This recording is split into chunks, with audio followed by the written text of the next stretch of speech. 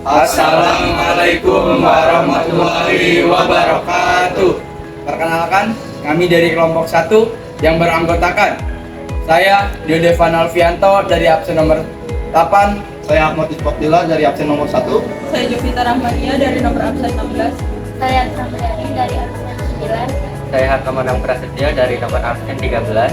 Saya Muhammad Fatal Safwan nomor absen 21. Selamat menyaksikan.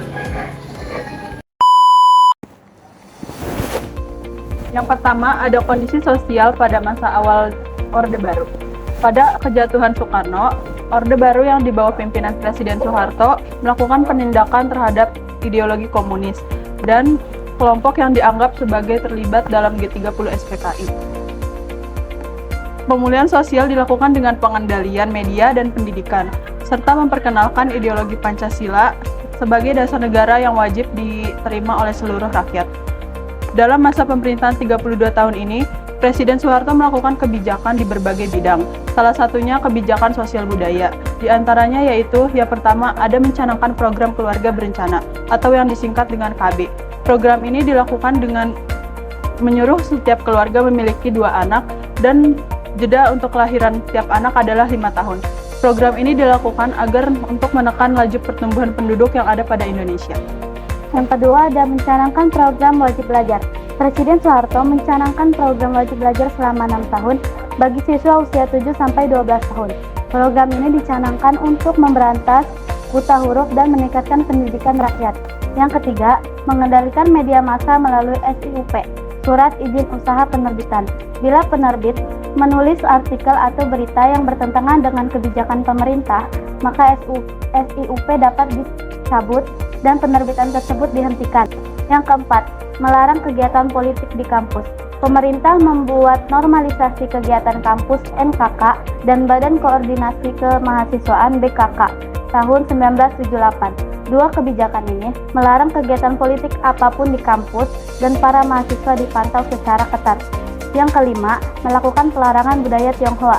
Masyarakat Tionghoa mengalami diskriminasi dan pemerintah Orde Baru melakukan pelarangan penggunaan bahasa Mandarin, pelarangan melaksanakan tradisi, budaya, adat istiadat Tionghoa. Setelah jatuhnya Presiden Soeharto, impres ini dicabut dan diskriminasi pada masyarakat Tionghoa dihapuskan.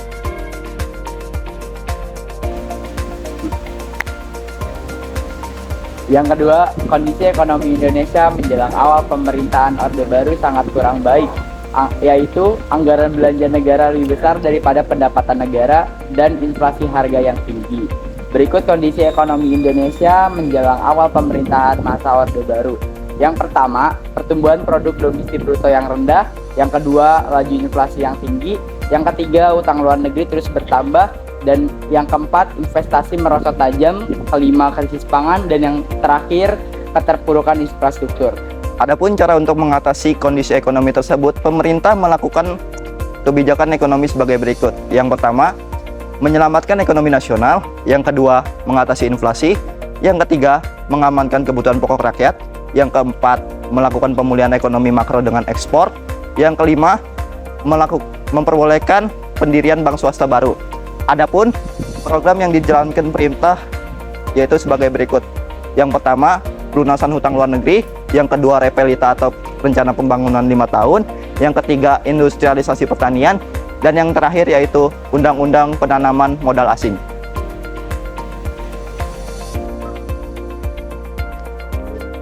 Lalu yang ketiga, ada kondisi politik menjelang masa Orde Baru. Di masa Orde Baru, pada tahun 1966, Indonesia mengalami kondisi politik yang sangat kacau dan tidak stabil.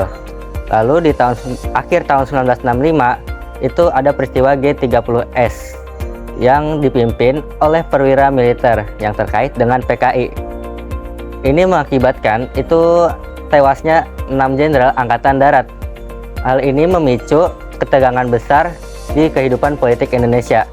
Lalu pada Maret 1966, Soekarno memberikan super semar kepada Jenderal Soeharto yang memberikan mandat pada Soeharto untuk mengambil langkah-langkah yang diperlukan untuk mengembalikan stabilitas negara. Soeharto ini kemudian memperkuat kekuasaan dengan membatasi pengaruh Soekarno dan meminggirkan PKI serta komunis lainnya. Dan juga Soekarno ini memperoleh dukungan dari militer dan kekuatan politik lainnya. Hal ini yang membentuk dasar pemerintahan masa Orde Baru. Selanjutnya, pada tahun 1967, Soeharto secara resmi mengambil alih kekuasaan dari Soekarno dan mengulas pemerintahan Orde Baru yang lebih terpusat pada stabilitas politik dan pertumbuhan ekonomi. Kebijakan politik yang dikeluarkan terbagi menjadi dua, yaitu kebijakan politik dalam negeri. Yang pertama, pelaksanaan pemilu 1971. Yang kedua, penyederhanaan partai politik. Yang ketiga, dui fungsi ABRI sebagai kekuatan sosial politik. Yang keempat, pedoman penghayatan dan pengamalan Pancasila P4. Selanjutnya, kebijakan politik luar negeri. Yang pertama, kembali menjadi PBB. Yang kedua, memperbaiki hubungan dengan Malaysia dan Singapura. Yang ketiga, memperbaiki hubungan dengan RRC. Yang keempat, membentuk ASEAN. Yang kelima, berpartisipasi dalam KTT non-blok. Sekian presentasi dari kelompok kami. Kurang lebihnya mohon maaf. Wabillahi taufiq wal hidayah. Wassalamualaikum warahmatullahi wabarakatuh.